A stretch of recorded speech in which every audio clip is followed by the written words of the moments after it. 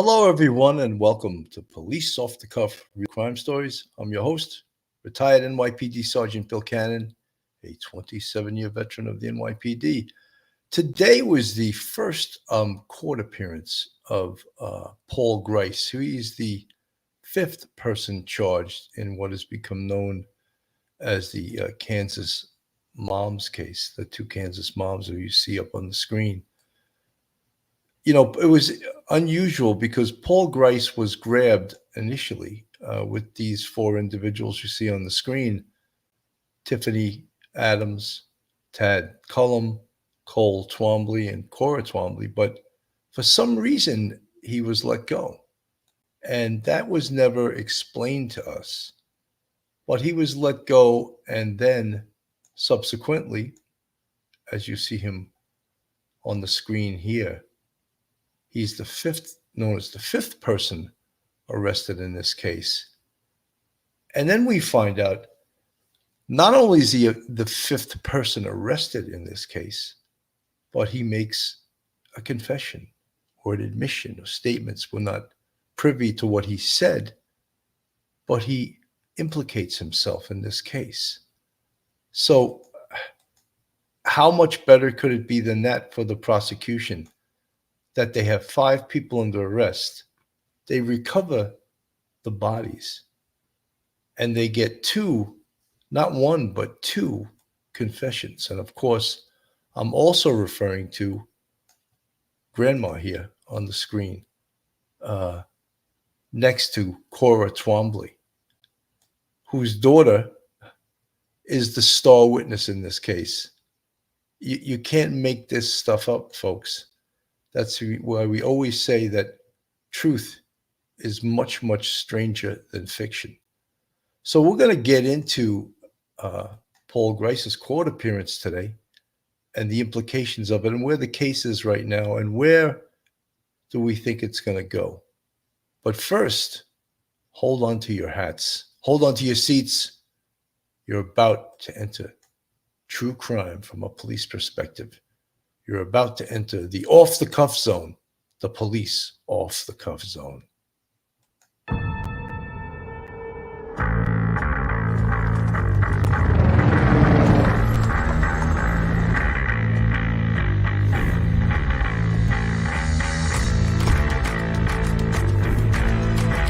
has to be some common sense. Yes, sir. They have the car stopped in Tampa Ranch, Michael Weiser. We still don't know who pulled the trigger.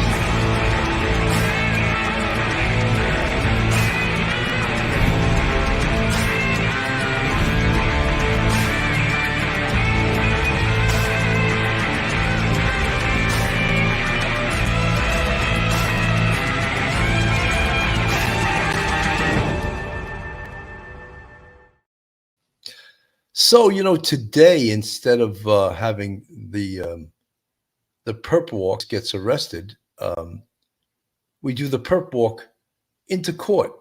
And that's when we get to hear all the news reporters yelling out questions.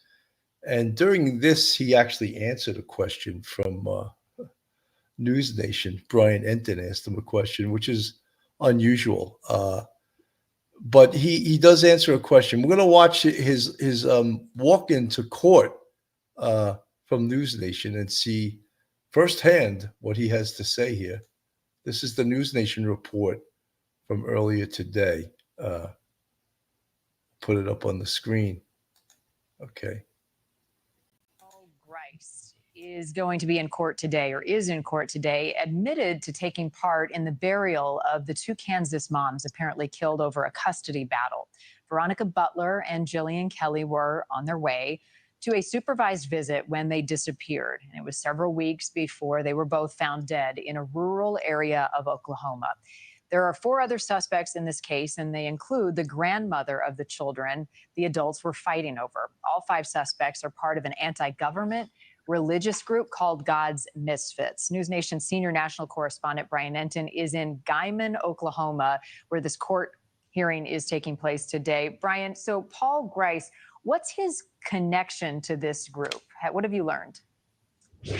Yeah, so he was friends with the other suspects, and he was also, according to police, in the God's Misfits cult anti-government group. So that was the connection. But what's interesting, and court just ended, when you talk to people here, I mean, everybody knew these suspects.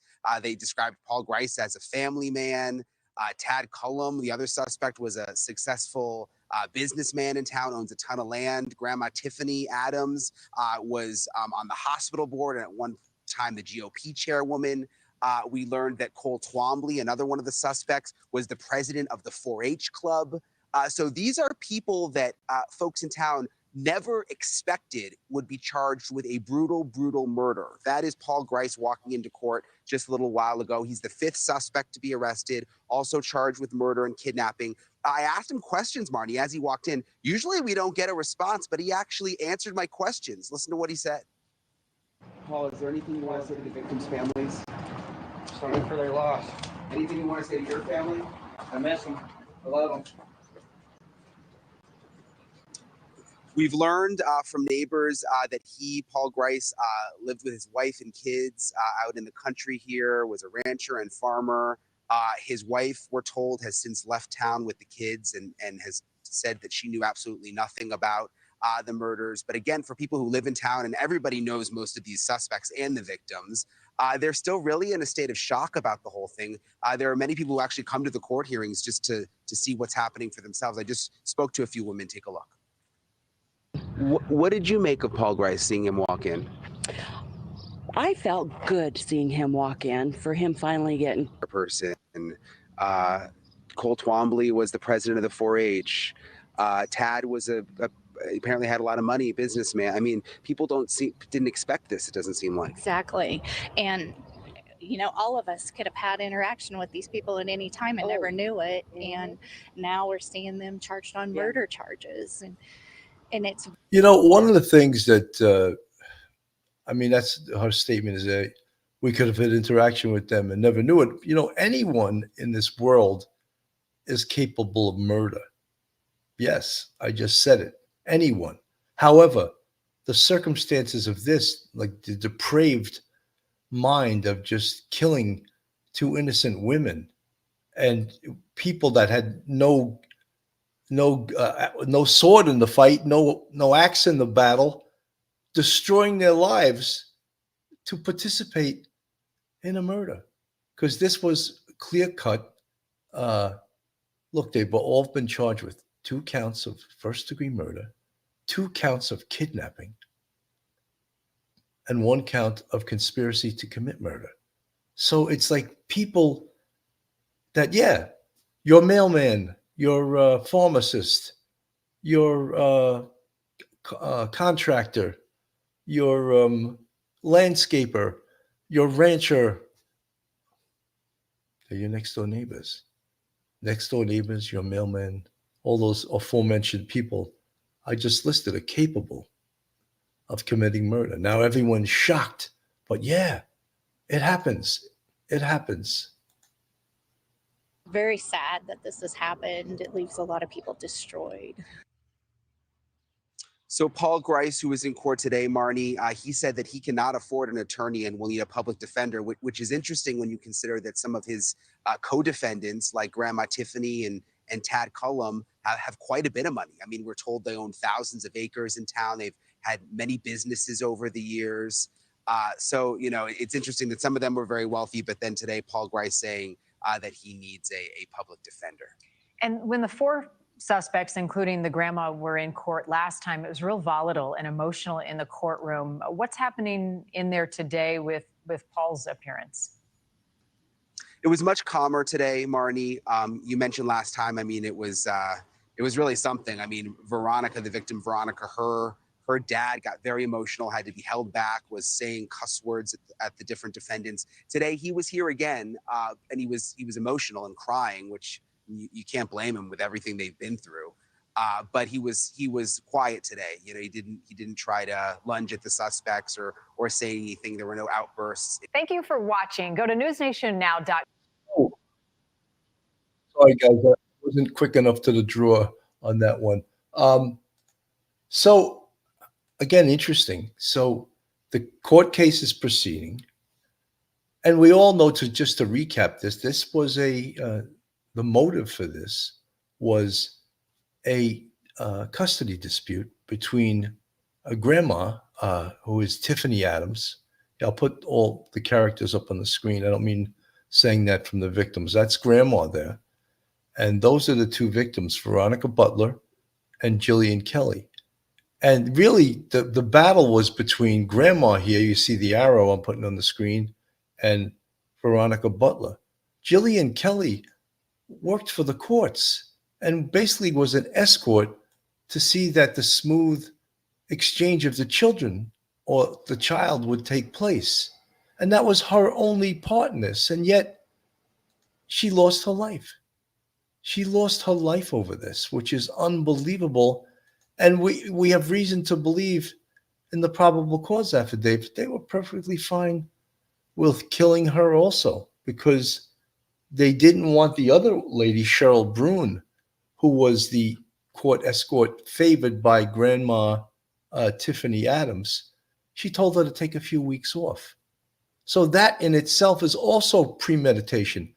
Wilesy Pony, you asked why did they let Paul Grice go and then subsequently pick him up and charge him with first-degree murder, first-degree kidnapping, and conspiracy.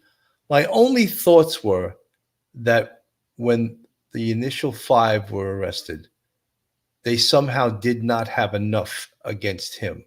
So they let him go, knowing he wasn't going to go anywhere, and they can just pick him up at any time in the future, which is what they did. So, yeah, everyone's sort of baffled by that. There's some other things that we are baffled by.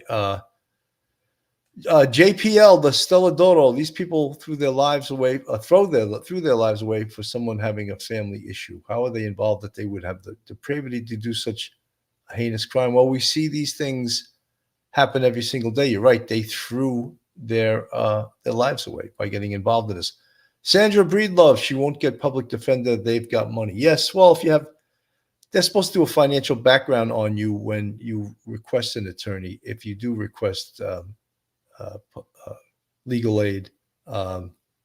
So yes, they will do a background check and see if in fact you fit the criteria that you can't afford your own attorney. Lady Catherine Perry, thank you, Bill. You're very welcome. So some of the things that is still baffling to me, and not baffling, but we don't know because the Oklahoma State Bureau of Investigation is keeping it very quiet. We don't know the cause of death.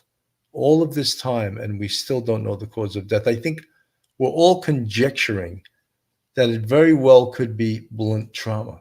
Because remember in the beginning, there were rumors that, they were shot. They were shot. There was evidence outside the car and inside the car of a bloody interaction. And there was thought that potentially they were shot. But then outside the car, we're hearing reports that they found a bloody hammer next to Veronica Butler's glasses. So that tells us something, doesn't it? And my other conjecture I have here is, were they kidnapped from the scene, from the car, and brought to their gravesite alive and killed? I know that there's one content creator put it out there that they could have been buried alive. I don't know where she got that from. And I don't know if she just made that up. The thought of that is so horrific. But I don't think it's good to make something up if you don't know 100% that that's what happened. Byington, they knew Paul was the weakest link, having the most to lose, so they let him think about a few weeks. I don't know if they would if they had probable cause, Byington, I don't think they would do that. I think they would pull the trigger and arrest him. Did they want to get a statement from him? Well, Granny made a statement too. Granny may have given what was deemed sort of a confession too. This was the local news reporting on Paul Grice reporting to court today. Let's put this up on the screen here. This noon, the 5th person accused of killing 2 Southwest Kansas mothers is in court. Paul Grice is charged in Texas County, Oklahoma with first-degree murder, kidnapping, and conspiracy, all in connection to the deaths of Jillian Kelly and Veronica Butler. A judge denied Grice bond. Grice will get a public defender since he said he can't afford to hire his own. Tiffany Adams, Tad Cullum, Cole Twombly, and Cora Twombly are charged with the same crimes as Grice. Those four and Grice are expected to be in court here in a couple weeks on May 15th. So that's the local news showing his court appearance. So many people, of course, in this neighborhood. I've gotten emails from people that live in this town, and they're not happy with the way that their town is being portrayed. And I don't know if there's any way to portray a town in a positive view when 5 people from that town committed murder. It's not the town didn't do it. They just happened to be from that area. And I'm not trying to disparage the town, but we're trying to give our audience, and many content creators are trying to give their audience a flavor of small town ranchers, farmers, people that all know each other. And Dr. D from the chat, let him float for a while to see whom he could call and implicate possibly more people. You're right, Dr. D. Margaret the Younger listening in tonight, making dinner. Sandra Breedlove, that boy looks like he knows he screwed up and he's just getting started. Well, imagine having 3 young kids. I would imagine he looks like he's in his early 30s. And now your life is facing life in prison. That's going to be your life. Basically, you'll never see your kids as a free man again. Maybe they'll come visit you in prison with a microphone or speaker they're speaking into. How horrendous, right? Sherry Murray from the chat, I feel as though geofencing helped out along with a 16-year-old child. I feel so bad for all families involved.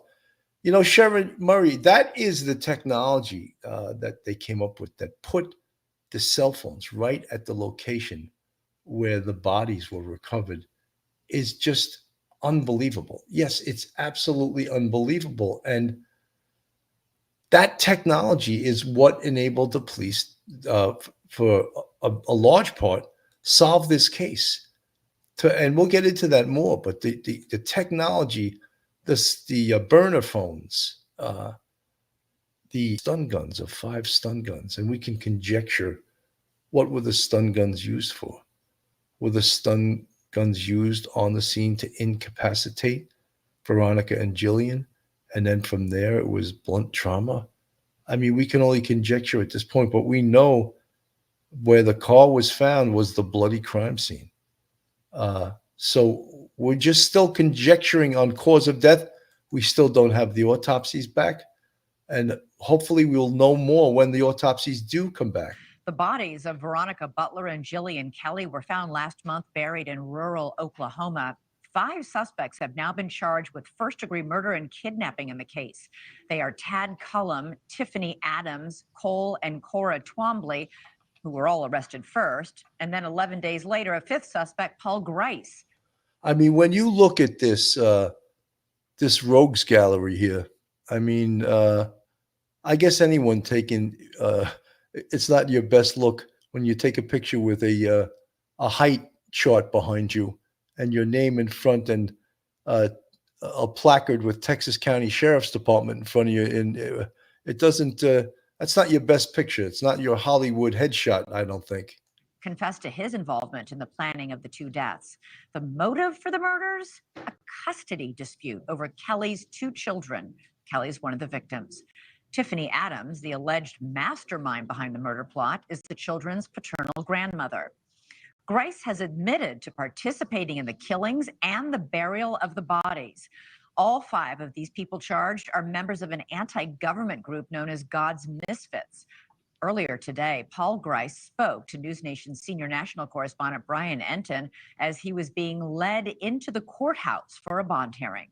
You know, I want to just stop for 1 second. How much, and I'm going to ask you guys this, how much did the fact that they were in this group called God's Misfits, how much did that have to do with the murders? Did it have anything to do with the murders, or it just had to do with this group of people knowing each other and be able to be together to plan something that was this devious, this evil. Other than that, did this group, God's Misfits, have anything to do with this? It seemed that this was a custody dispute that really got so ridiculously out of hand that two innocent women lost their lives over it. And here they are on the screen, Veronica Butler and Jillian Kelly. So yes, deviousness. Let me put it back on the screen. We'll go back to News Nation here. Brian joins me now from outside the courtroom in Oklahoma. Brian, I was surprised he actually answered your questions. Yeah, I was surprised too, Elizabeth. You know, we always try to ask questions when these suspects go in and out of court, especially if we can get close to them, which we could here in this small town because they walk the suspects right through the parking lot. I wasn't expecting him to respond, and he actually responded to me. He's facing serious charges, obviously murder and kidnapping. And when you think about that kidnapping charge, it shows that these moms were not just killed right away. They were taken somewhere. We confirmed with the medical examiner they were not shot, and we believe it was a brutal killing. But listen to what he said to me right as he was going into the courthouse today. Paul, is there anything you want to say to the victims' families? Sorry for their loss. Anything you want to say to your family? I miss them. So he said that he misses his family, Elizabeth. When he came out of the courthouse, I asked him about God's Misfits. I said, is there anything you want to say about that group, God's Misfits, that police say you were a part of? That time he did not respond. He just looked straight ahead and went right to the police cruiser. Elizabeth? You know, Brian, one of the surprising things about this group of 5 people now charged in the murders of these 2 moms is that they were prominent leaders in the community. Talk a little bit about the positions of prominence that some of them had. Yeah, that's really the most unbelievable thing. Everybody knew them. We learned the Twombleys, the couple that were charged with murder. Cole Twombly was the president of the 4-H club. His wife was the secretary of the 4-H club. Tiffany, Grandma Tiffany, she of course was the chairperson on the GOP committee here. She was also on the hospital board at one point. Tad Cullum, very successful businessman, we're told, who was quite wealthy and owned a lot of land. And yeah, they all, like I said, Paul Grice, by the way, you know, family man, farmer, rancher, has kids. So that's why I think so many people here were so shocked when they were all charged with the murders. I just don't understand how 5 people who look like they're winning in the lottery of life get together and decide they're going to brutally murder 2 women who are mothers out of the blue. None of them have ever done anything, been accused of doing anything like this before. Yeah, the only person, and listen, we've been talking to people for weeks. They have nice things to say about everyone except for one person, and that is Grandma Tiffany Adams. That is the one where we hear over and over again, well, she had a crazy side. I heard a crazy story today about how she pulled a gun on a plumber she wasn't happy with. She would chase people off her property. Wow, that's the first time I ever heard of that. I've never pulled a gun on a plumber in my life. I don't know if any of you guys in the chat have either. Grandma does seem like the crazy one. You know, we said one time, one of the shows we compared her to Ma Barker, you know, and she seems like she was potentially the catalyst. She was the person behind all of this. She was the leader. She got these people to do her bidding. Was she perhaps using some type of mind control on these people? Was there more to this God's Misfits than just a club that met once a week that discussed how much they hated the government? Or was there more to it? Was it more devious than that? Here you have on the screen Cole Twombly. You know, he and his wife, again, throwing away their lives to assist in this horrific, horrific crime. There they are on the screen. Tad Cullum, you know, they're saying he's a rich man. He owns lots of land, and he and Tiffany are the only 2 apparently that don't need legal aid. That's what we're hearing right now. Potentially not Cole. I don't understand how Cole could need legal aid and his wife Cora, Cole not need legal aid, but his wife does. So he's going to use the money for the better attorney and throw her to legal aid. I don't mean that legal aid can't be good attorneys, but does that make a lot of sense to you guys, that husband and wife, the husband's going to get a private attorney, but the wife is going to get legal aid? I don't 100% get that one. Cindy 1903, mean, horrible people. Well, yeah, well, as I have to say, because when I don't say this, I get destroyed in the chat. They are all innocent until proven guilty. Cindy 1903, I think that, you can think what you want about Nancy Grace. I think that's irresponsible. If she doesn't know that, how does she report that, that they were buried alive? Does she know that for a fact? Nothing like that has been released. So how does she report that? I find that disgusting, and look, I don't doubt, and I think that's maybe it's D.B. Douglas, thank God these 5 are where they are. Yes, that's for sure. I think there's a good possibility that the 2 ladies, Veronica Butler and Jillian Kelly, were kidnapped from the scene of the car, where they were taken from that car, and that's where you would get the kidnapping first degree. So yes, they were removed from that location to the place that they were buried. Does that mean that they were buried alive? I mean, I don't know where she's getting her information from. Surely that hasn't been put out there, right? Has anyone from the police said that they were buried alive? Has anyone from the police or the coroner's office or the pathologist's office, the office of the chief medical examiner, said cause of death yet? They haven't. So how does Nancy Grace report that they were buried alive? How does she know that? Does she have one of these defendants calling her from jail, telling her that's what they did? I would still think that if that was true, how could you report it if you don't know if it's true? It's in my view, irresponsible.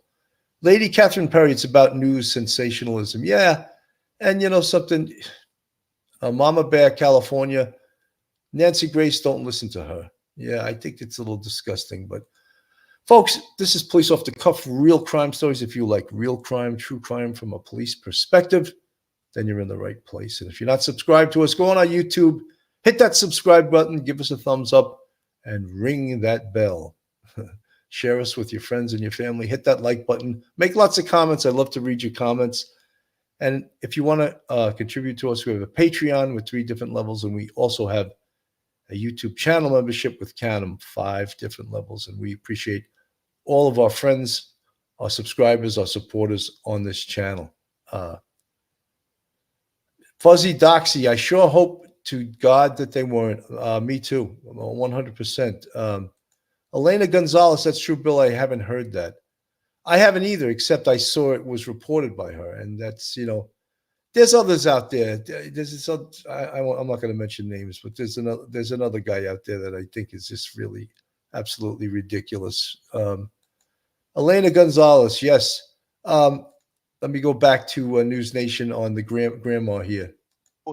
She's the one that we believe is the mastermind based on all the evidence we've seen so far. And she's the one based on all the people in town telling us that kind of had more of a crazy wild side to her. But she must have had an enormous amount of sway over that group, God's Misfits, or at least these 4 members, to convince all these fine, upstanding citizens that let's go brutally murder. This was not an easy, quick murder.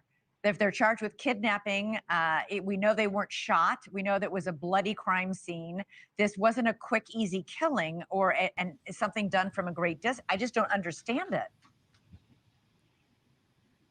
Yeah, and we're told that she could also be quite manipulative. So manipulation may have had something to do with it. People are very, very interested in whether or not more people are going to be charged, Elizabeth. There were more members of God's Misfits, we know, at least 12 to 15 from what we're told in this area. Did other people know about the murder? Wow. They are telling us it is still an open investigation, so we're just going to have to wait and see. Thanks so much for watching. Go to So- join That was News Nation's report on it. There wasn't much released today either that, Paul Grice, the whole title of today's show was that he made his first court appearance, but they didn't tell us much about court appearance. One of the most important, and I think we've all seen it, one of the most important documents in regards to this case, of course, was the probable cause affidavit. And in this probable cause affidavit, Paul Grice's name is mentioned quite a few times. I'll put it back up on the screen. Sometimes it's difficult to see. It just disappeared. That might be as big as it's going to get without disappearing. Yeah, I think it is. The complainant witness who they talk about,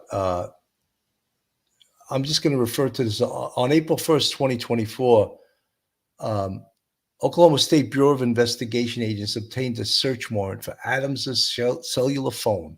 And we always mention in these cases how much science and technology comes into play. OSBI agents performed an extraction on the device. Basically, they're pulling all of your calls, all of your texts, all of your information out of your phone and putting it either, I would guess, on a computer screen. Fuzzy Doxy, thank you so much for the $9.99 super sticker. Good show. Always you giving us facts, Bill. Thanks, Bill. Thank you so much, Fuzzy Doxy.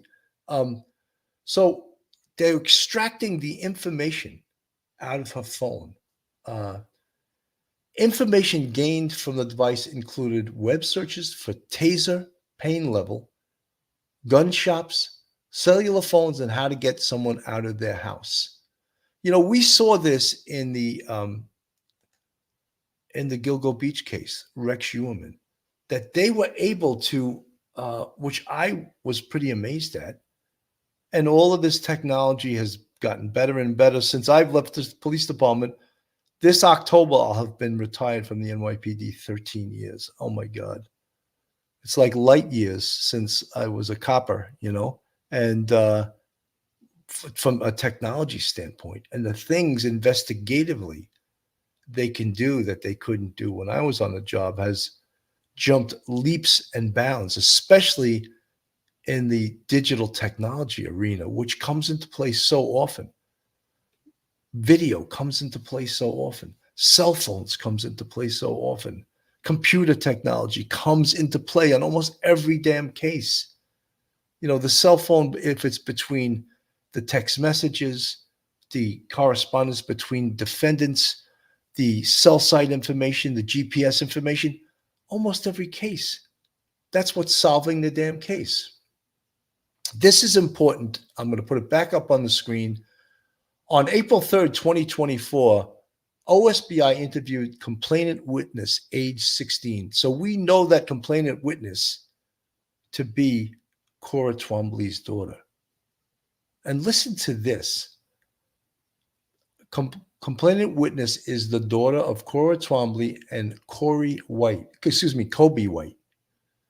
Cora is married to Cole Twombly. Complainant witness states that she overheard a group conversation related to Butler not protecting her children from her brother, all in reference to an SA abuse allegation. Complainant witness advised that she was told by Cora that Adams, Cullum, Cora Cole, and Paul Grice, the one who had his first court appearance today, were involved in the deaths of Butler and Kelly. She stated that Adams provided burner phones to use so they could communicate without using their personal devices.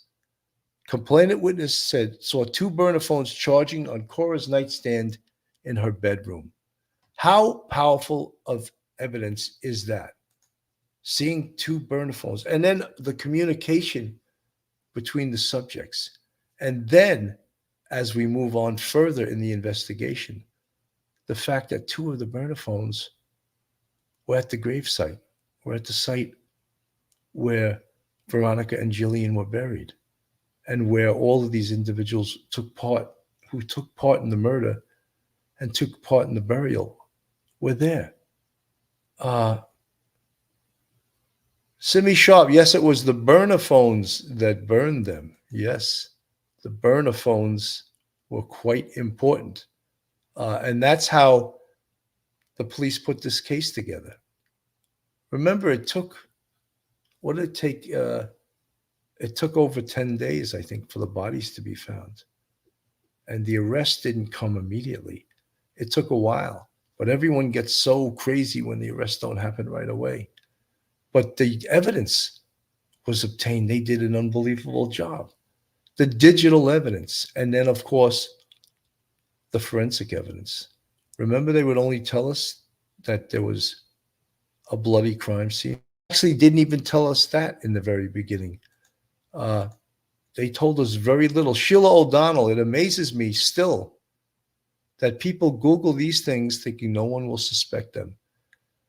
Sheila, you're 100% correct. And I was referring to the Gilgo Beach case where Rex Uerman, the feds, the FBI, was able to search his computer remotely, just knowing the ISP, and they were able to remotely uncover a tremendous amount of evidence from his computer that is going to, come into play during his trial, including the fact that he was still using escorts and still going out with escorts. And that's why they took the case down early, because they were afraid that he might kill one of these escorts.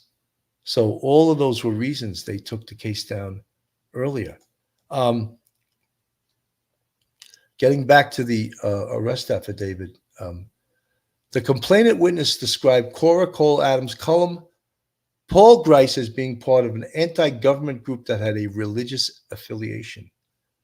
Through OSBI investigation, it was learned that they call their group God's Misfits. Regular meetings are held weekly at Twombly's and the home of Barrett and Lacey Cook.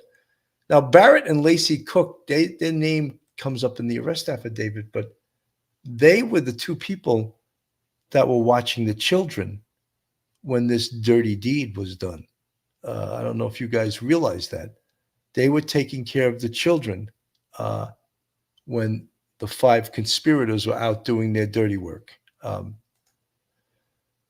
Complainant witness was told by Cora on March 29th, 2024, that Cora and Cole would not be home in the morning when she woke, and that they were going to be on a mission, almost like an army mission. When complainant awoke at approximately 1000 hours, Cora and Cole were not home, but came home around 1200 hours. Complainant witness knew that Cole and Cora took a blue and gray Chevrolet pickup owned by them and a blue flatbed pickup owned by Clint Twombly when they left and returned in the same vehicles. Complainant witness was told to clean the interior of the Chevrolet pickup. Complainant witness asked Cora what happened, was told that things did not go as planned, but that they would not have to worry about her butler again. Veronica Butler, that is. Complainant witness was told that Cora and Cole blocked the road to stop Butler and Kelly and divert them to where Adams, Cullum, and Grice were. Complainant witness asked about Kelly and why she had to die, and was told by Cora that she wasn't innocent either, as she had supported Butler. Complainant witness asked Cora if their bodies were put in a well, and Cora replied, something like that. Complainant witness also disclosed that other attempts to kill Butler occurred during February of 2024 near Yucatan, Kansas, in which Adams, Cullum, and Cora went to Yucatan, but Butler did not leave her residence. This is consistent with the web search discovered on Adams' phone about how to get someone out of their house. According to Cora, the plan was to throw an anvil, there we get back to that anvil, through Butler's windshield while driving, making it look like an accident because anvils regularly fell off of work vehicles. OSBI investigation showed that Adams searched for gun shops on her cellular phone. A search of local gun shops showed Adams buying 5 stun guns at the Big R store in Guyman, Oklahoma. The purchase was made on March 23rd, 2024. And then they get into all of the burner phones that she purchased. And the burner phones, of course, had a very distinct reason, because she figures that the police aren't going to be able to track burner phones because they won't know whose phone it is, you know. And if they use their own phones, the police would know that right away. But Granny never knew that the police would have the investigative chops, let's call it, the investigative ability to find out that she purchased burner phones. And guess what? They absolutely did. They absolutely did have the chops. They did have the ability. They did have all of the things they needed to track, and they used that to obtain probable cause in these cases. And I want to play this because this shows a little bit of Brian Enton discussing the where they found the grave site. I'm going to put this up on the screen, and it's sort of ominous in the fact how far away and if they were alive and if they were kidnapped and brought to this location, how absolutely horrific. Correspondent Brian Enton got exclusive access to the property, and there was dirt work, all right. A massive 10-foot grave had been dug and filled back in within hours. Here's what Brian saw on the night that he went out. It's dark out here, so bear with me, but this is the area where the missing women were found. This is the spot. You remember in the police report, they mentioned a dam.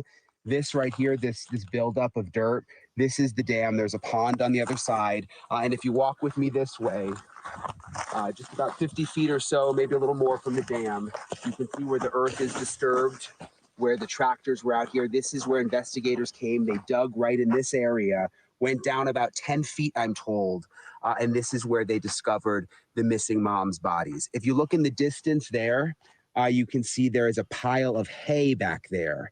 I am told by sources that hay was moved over the area where the digging happened, that Tad, the suspect Tad, moved that hay over here to cover up the area where he was digging, hoping that the cows, this is there's a cow farm here, that the cows would come over, this is a ranch, and start feeding on the hay and make the area look less suspicious. But still, investigators were led to this spot. And again, this is the area right here where they started digging and they found the bodies. Just incredible work by Brian Enton. I misspoke. It was not Michael Beasley. The landowner's Jamie Beasley. And again, he leased the land to Tad Cullum. And Tad Cullum asked the landlord, mind if I just do some dirt work down there? Thank you for watching. So, yeah, it's all, the whole premeditation of this, the fact that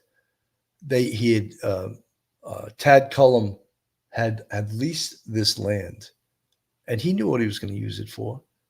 And then the fact that they must have had a piece of heavy equipment because they dug the graves 10 feet deep. 10 feet deep, they dug the graves. And it's that was also premeditation. So I'm sorry, guys. I'm just people call you on your phone when you're live. So yes, that was premeditation. That shows they planned this case. And then how about with putting the hay over the hole, and then have the cows walk on it, so the land wouldn't look like it was disturbed by someone digging, but by the cows eating and stepping on it. So all of this premeditation again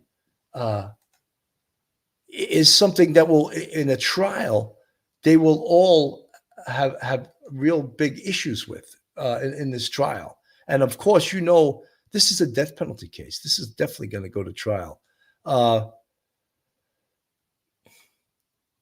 PG was also in a local Easter pageant, Nighthawk Minerals, which they were all volunteers for years. He was a disciple for the program after the murders. I don't know who who is PG Nighthawk Minerals. Yeah, I'm not sure who you're referring to. So yeah, this is another News Nation report, but not on with Brian Enton and Ashley Banfield, but they're talking about the defendants in this case and what they're facing. And let me put a little of this on the air. Back to the drawing board for God's misfits. Grandma Tiffany Adams, her boyfriend Tad Callum, and Cole and Corey Twombly might need to rethink their defense strategy now that one of the other group members has seemingly confessed to everything. Yes, it was announced yesterday that Paul Grice, a fifth suspect in the murders of Veronica Butler and Jillian Kelly, was arrested, and he's talking. According to the arrest affidavit, Grice was interviewed and admitted that he was part of the planning and killing of both Butler and Kelly. Grice admitted that he participated in the killing of Butler and Kelly and their subsequent burial. All 5 of the suspects face the same charges: 2 counts of murder in the first degree, 2 counts of kidnapping, 1 count of conspiracy to commit murder in the first degree. All of them felonies. Not easy to wriggle out from under those, but is there anything that Grandma Tiffany's gang of, I was going to say 5, can say or do to get the death penalty off the table? Anything where they could walk free? Well, I'm joined right now by trial attorney Dante Mills, who I have given the impossible task of trying to answer that question. Dante. You know, I had said earlier when we had discussed this very topic, is there any one of these 5 that potentially could get out from under the death penalty? And earlier on, we had said, and Nighthawk Minerals, I apologize, you used PG. I should have known Paul Grice, but I'm a little slow today. Yeah, you were referring to Paul Grice. Yeah, so we did a show earlier on with myself and Professor and attorney Mike Geary, and he had said that he felt that the weakest link in this case, and this was before Paul Grice was arrested. He said that he felt that the weakest link was in this photo here, Cora Twombly, that she would sing like a parakeet. And we don't know, maybe she did. Maybe she did sing like a parakeet. Because once your freedom is taken away from you and you realize that the life you knew with her hubby right there, Earl Twombly, here's another picture of them together, that's never going to be again. Your life with your little dog there, with your pickup truck, your Stetson hat, and your Fry boots, that's over. Now you're going to be wearing an orange jumpsuit for the rest of your life. So when that reality hits you, it's not a pleasant reality at all. And believe me, there are no stand-up guys in prison. Everyone will sing to get themselves out of that pot of boiling water. Believe me, there's no one that's going to say, I'm a stand-up guy, I'm not saying anything. Really? I don't think that's the case. I think they're going to be singing, or every single one of them. Good to see you. Here's where I struggle. First, let's talk about the first-degree murder. Can they get past it? We both know that it's not just intent. There's a thing called felony murder, right? So if someone dies during the commission of a kidnapping, they could still be convicted of murder. They didn't even have to intend to kill him. How did they get past first-degree murder? Well, nothing is impossible, right? We'll start with that, except maybe this. When you have somebody that's talking, that's always the issue. And officers know that. When investigators show up, they arrest you. The first thing they do, they read you their rights, and then they ask you, do you want to help yourself, right? And they give you the opportunity to talk because they know how important it is. If you start going into details about the crime, that kind of locks you in and provides them all the evidence they need. And that may be what happened here. What would a deal look like? I mean, if they're all involved in this heinous crime, would it be, hey, you give us what we need, you testify against the other bunch, we'll take the death penalty off the table? Because I can't imagine it's anything lower than life in prison or the death penalty. It's not like they're going to get 10 years for this if you cooperate. Well, maybe, because here's the thing. Like you said, if this was a gruesome crime. Yeah. If they committed this crime and if they planned it, then they may get the death penalty. This is a case that the prosecution, the investigators are going to want hemmed up and sewn together completely. Their only way to do that, because you do have to show planning. Otherwise, this is a situation where people were. Do you need to show planning? Issues. You need to show intent to kill. You need to show deliberation. I mean, isn't it enough that the phone, these burner phones that they allegedly bought, tracked to the car that was abandoned by the victims, that the search history for Miss Adams showed stun gun purchases or burner phones? You have a teenage witness one of the teenage daughters is one of the biggest witnesses saying, yeah, they basically confessed. I mean, do you even need the testimony of any of them? You do, because here's the thing. Investigators can know what happened because they're good investigators, but you still have to put that information in front of the jury. So it's one thing if you... You know, what he's also talking about is you need to connect the evidence to the statements. So if anyone's confessing or making statements, you want to make sure that what they're saying is absolutely true, and that they know things maybe that you don't even know, you're just finding it out. But if you can compare their statements from the evidence that's been recovered, the evidence that's been invoiced, the evidence that's going to be presented, then that becomes ridiculously powerful evidence. And that's what they're doing in this case. And I think, you know, when they talk about how sometimes they use the acronym MOD, M-O-D, and that stands for motive, which we have motive here. It's not necessary to prove motive. I'm writing it in the chat, so you'll have it there. Motive, opportunity, and desire, right? So she surely had a motive, and that was Granny, Tiffany Adams. She had a motive. She despised, she hated her, we could call her daughter-in-law, even though we know that Granny's son and Veronica were not legally married, but they had children together. Let's call her daughter-in-law. She despised her. So she had motive to kill her, didn't she? The others didn't. The others went along for God knows why. Opportunity. Well, yeah, the opportunity was planned, and that was premeditated opportunity. And we all know the desire was there. She tried to kill her on other occasions. She bought all of these stun guns, burner phones, planned it like a military operation. So motive, opportunity, and desire all exist there. And that is one of the things that also will make it a very, very strong case. You want to piece that together with an investigator coming and saying, hey, we have this phone showing this and that. It's much different and much easier if you have a witness coming and saying, I was a part of it. I can tell you firsthand that I was in that room when we decided that we were going to kill this person and ultimately these two people. You want me to throw a little curveball at you? Self-defense. You might be saying, what are you talking about here? I'm not. You know, because here's the idea, right? We know that a pistol magazine was found in the handbag of Jillian Kelly.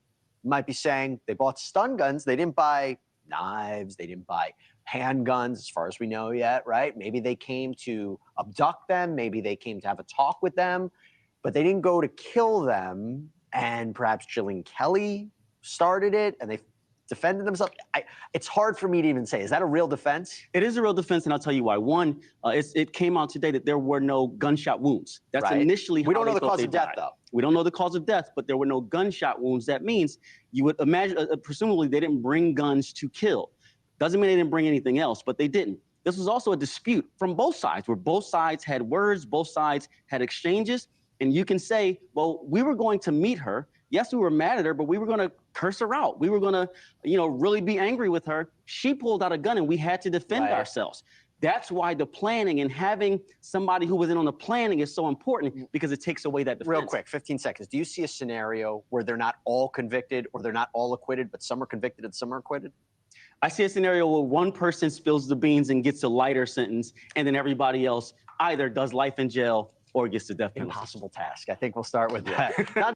Yeah, I mean, I don't look. I agree with that. I think that potentially one person, and that one person may have already come forward. That one person may be Paul Grice, depending on what his actual culpability is here, what his actions were.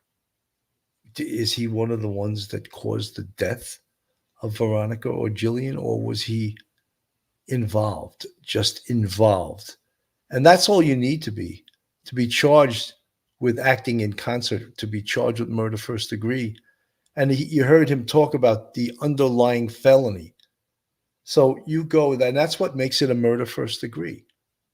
So they go, the premeditated murder, they go and they plan and they kill Veronica Butler and Jillian Kelly.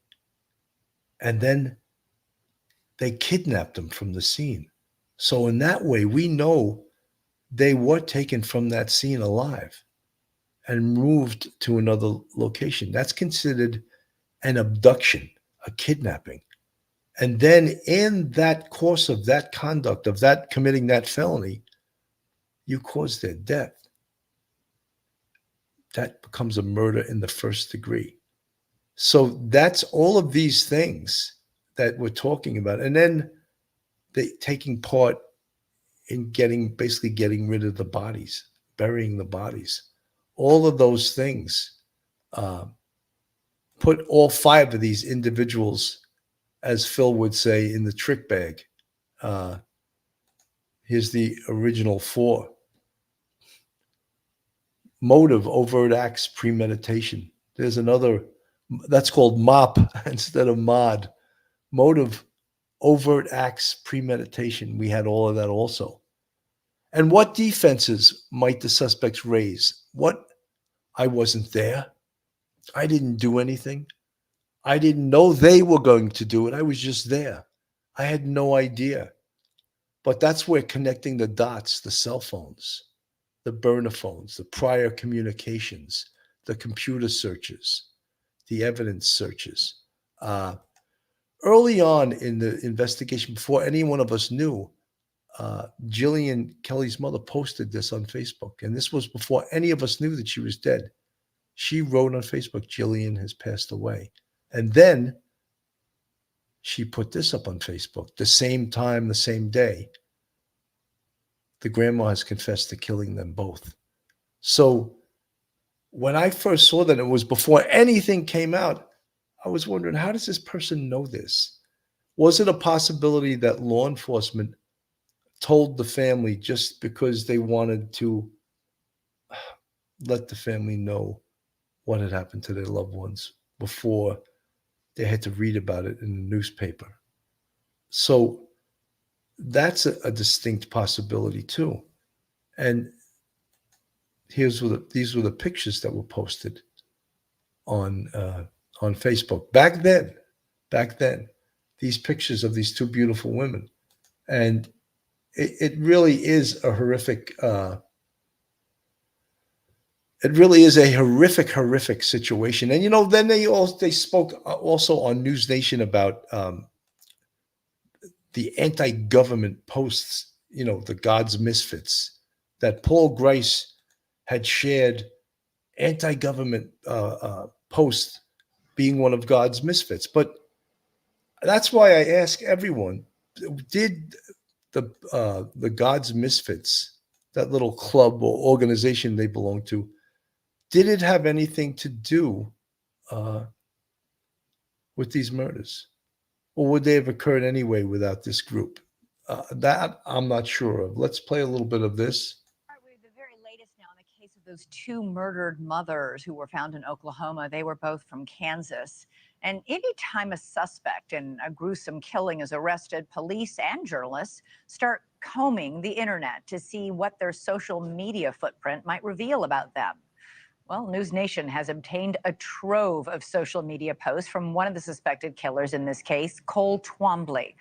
He's one of 5 suspects in that anti-government group called God. Pardon me, I said Paul Grice because I know they found some of his anti-government posts also. So these are some from Cole Twombly. God's Misfits, and now he's being charged with the murder of Veronica Butler and Jillian Kelly, along with several others. Joining us now is News Nation correspondent Brian Enton. Brian, you've been going through his social media posts. What have you found?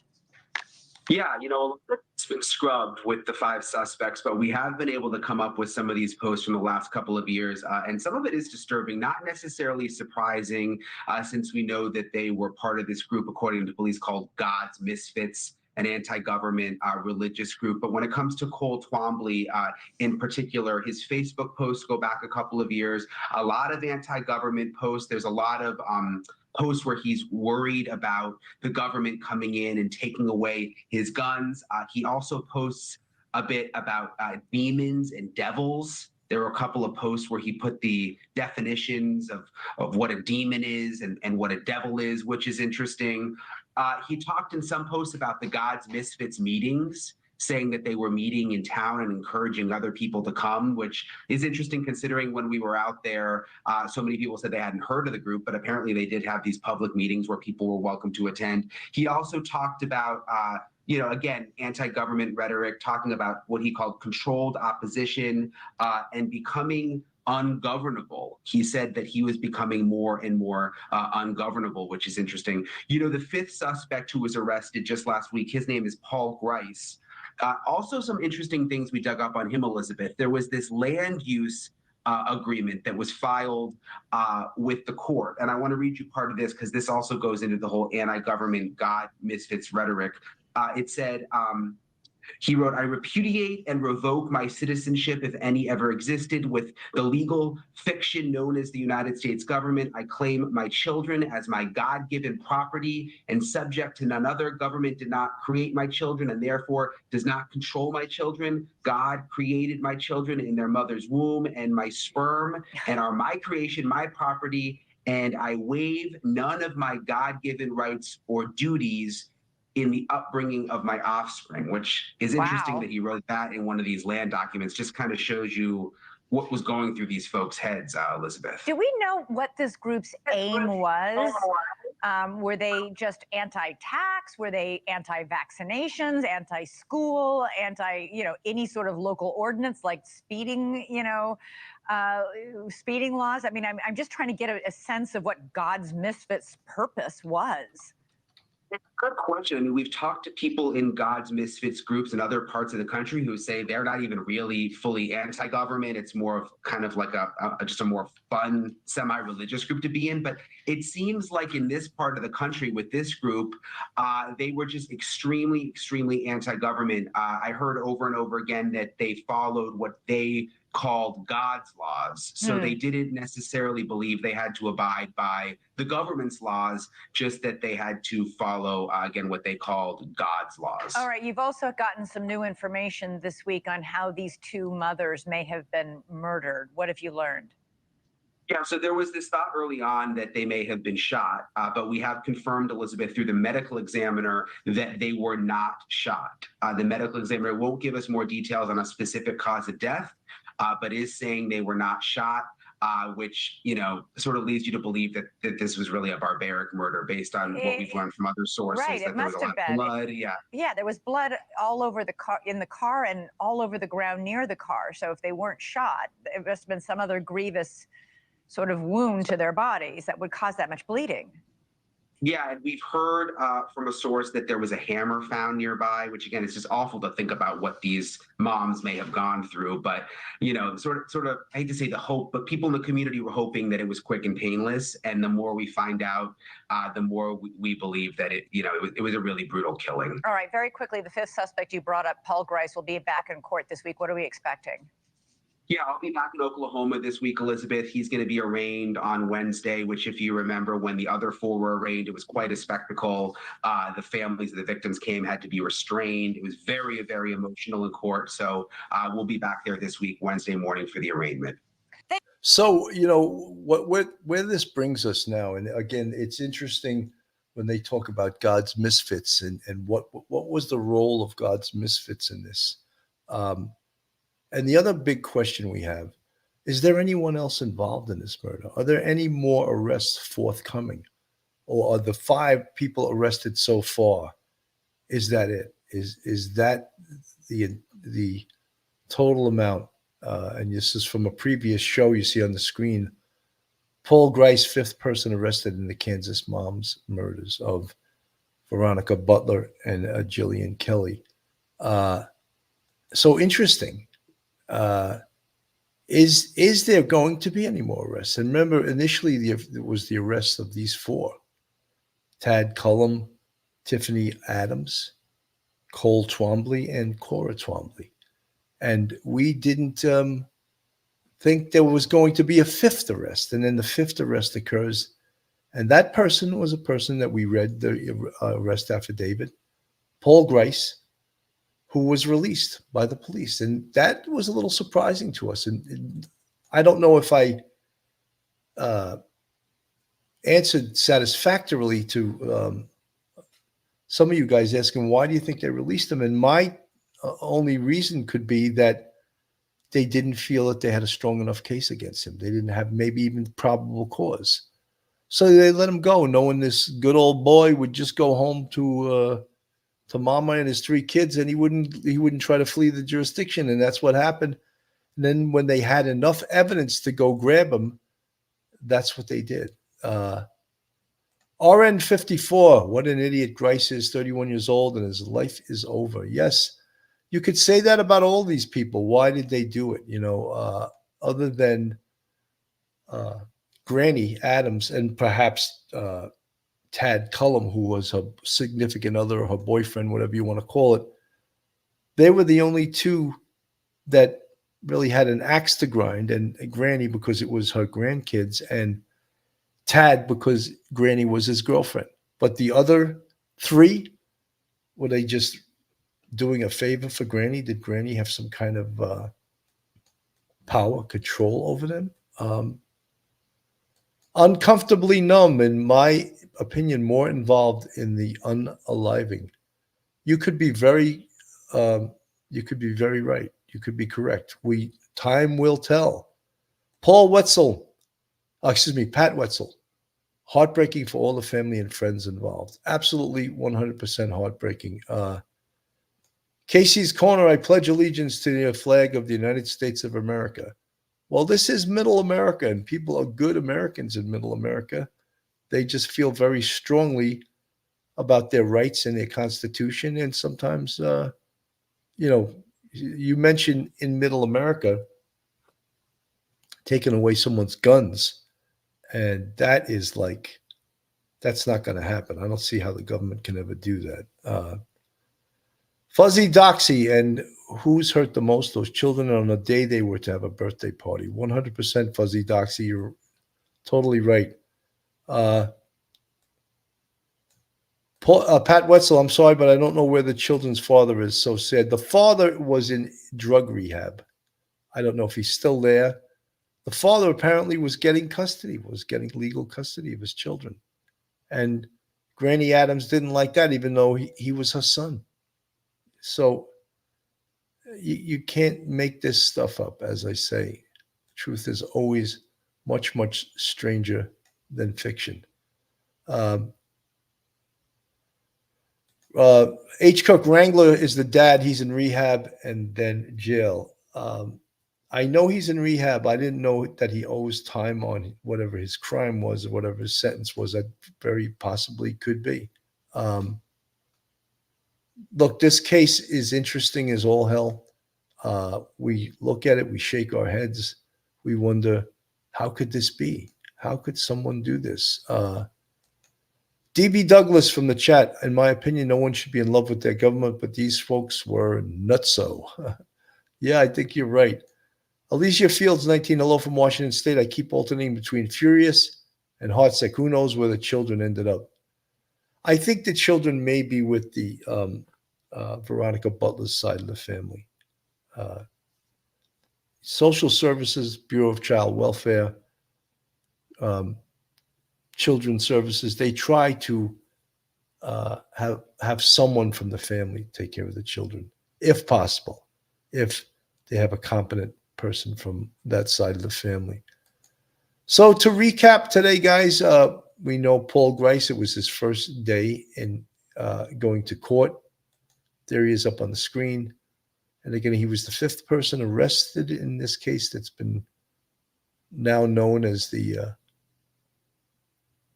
Kansas Moms case.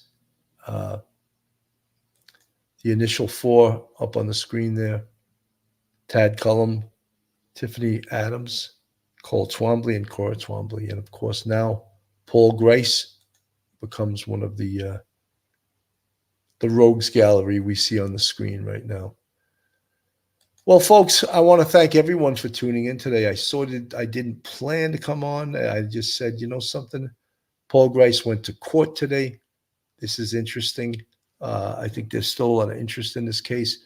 We still question as to, are there going to be more arrests? Or is there more involvement in this case? And the only way you'll find that out is to keep following Police Off the Cuff Real Crime Stories. With that said, I'm Bill Cannon from Police Off the Cuff Real Crime Stories. Thank you so much for tuning in. Have a good night, and God bless everyone. One episode just ain't enough.